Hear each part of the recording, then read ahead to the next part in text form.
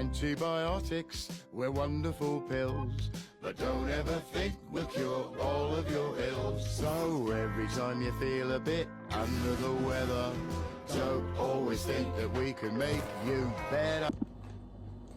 Bismillahirrahmanirrahim. Assalamualaikum warahmatullahi wabarakatuh. Perkenalkan, nama saya Melanie Fauzia, mahasiswi IAIN Kendari. Saya dari jurusan PGMIE dengan NIM 202401010425. Tujuan saya membuat video ini yaitu untuk memenuhi tugas UAS mata kuliah anti korupsi.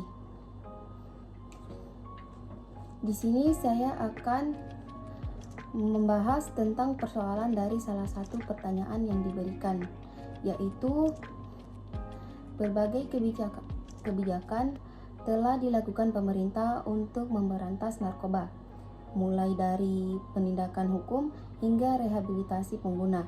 Namun tingkat peredaran narkoba masih tinggi, bahkan di lembaga pemasyarakatan. Berdasarkan hal tersebut, bagaimana Anda mengevaluasi efektivitas pemberantasan narkoba di Indonesia?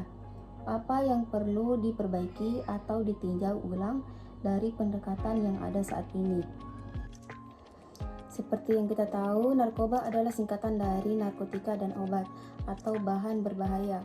Penyelundupan narkotika di Indonesia sekitar 80% masih dilakukan melalui jalur laut.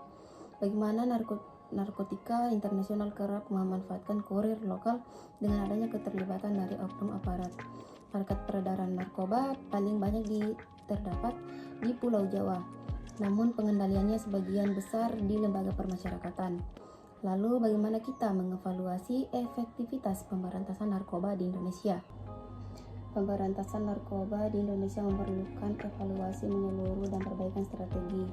Hal yang perlu ditingkatkan adalah yang pertama, penguatan kebijakan hukum dan penegakan hukum.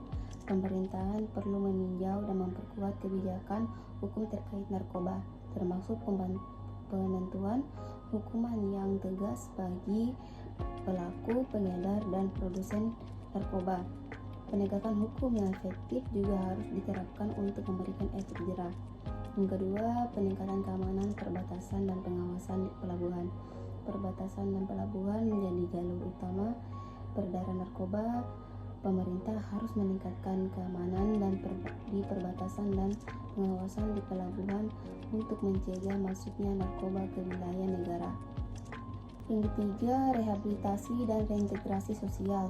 Program rehabilitasi yang efektif perlu ditingkatkan untuk membantu pengguna narkoba kembali ke masyarakat dan mencegah kekambuhan. Dukungan psikologis, medis, dan pekerjaan juga perlu diberikan.